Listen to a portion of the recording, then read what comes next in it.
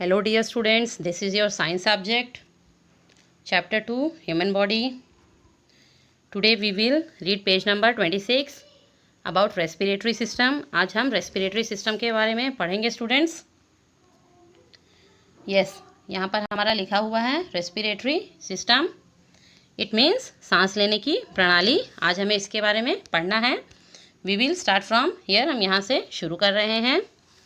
We need to breathe air to live. हमें जीने के लिए हवा को सांस के रूप में लेने की ज़रूरत है.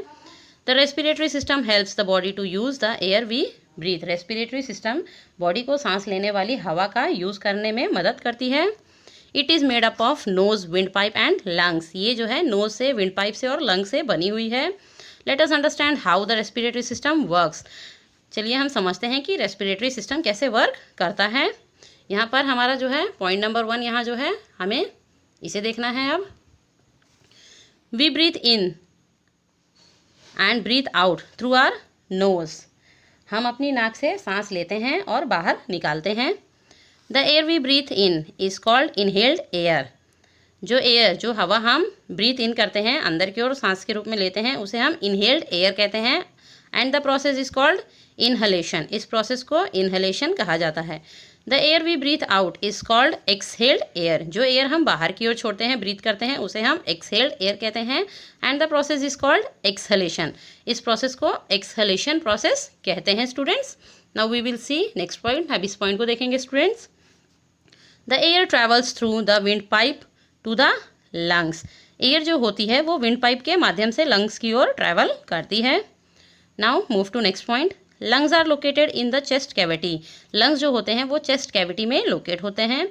On each side. एक जो है दोनों तरफ एक एक लंग्स होते हैं. The lungs absorb oxygen gas from inhaled air and send it to the blood. जो लंग्स होते हैं वो जो इनहेल्ड एयर होती है उससे ऑक्सीजन को एब्जॉर्ब करते हैं और उसे ब्लड के पास यानी कि रक्त के पास सेंड करते हैं, भेजते हैं. Now move to next point. अब हमें नेक्स्ट पॉइंट देखना है. In return the blood gives carbon dioxide gas. Return में, बदले में जो वो होता है, ब्लड होता है, रक्त होता है, वो कार्बन डाइऑक्साइड गैस को देता है.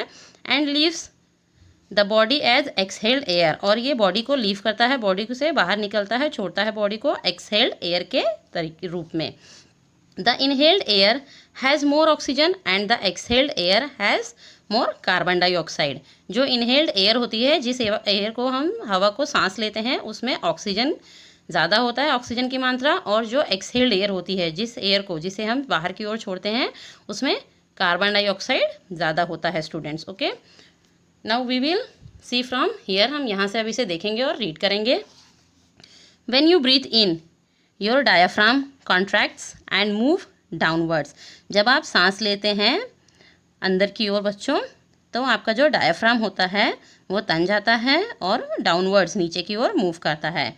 This increases the space in your chest cavity. ये जो चेस्ट कैविटी होता है आपका, उसमें स्पेस को इंक्रीज करता है. Into which your lungs expand. जिसमें क्या होता है बच्चों, लंग्स जो होता है वो एक्सपैंड होता है, बढ़ता है. एज योर लंग्स एक्सपैंड, जैसे आपका लंग्स एक्सपैंड होता है, air is sucked in through your nose और माउथ. हवा आपके नाक या मुंह के थ्रू चूसी जाती है. व्हेन यू ब्रीथ आउट, जब आप बाहर की ओर ब्रीथ करते हैं, और एक्सहेल भी इसे हम कहते हैं, your diaphragm relaxes and moves upward into the chest cavity. आपका जो डायाफ्राम होता है वो रिलैक्स होता है और ऊपर की ओर मूव करता है चेस्ट कैविटी की ओर. As the space in the chest cavity gets smaller. तो चेस्ट कैविटी में क्या होता है बच्चों, स्पेस जो होती है, जो जगह होती है, वो छोटी हो जाती है.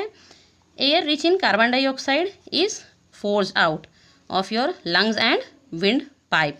कार्बन डाइऑक्साइड से भरी हुई जो हवा होती है आपके लंग्स से और विंड पाइप से बाहर निकल जाती है. और जब ये हवा लंग्स और विंड पाइप से बाहर निकलती है तो क्या होता है, and then out of your nose and और माउथ. इसके बाद क्या होता है बच्चों, ये जो एयर होती है, ये जो हवा होती है, ये आपके नोज़ या फिर आपके माउथ से बाहर निकल जाती है students. Today you have to read this page number 26 students. Okay, आज के लिए इतना ही बच्चों. Thank you.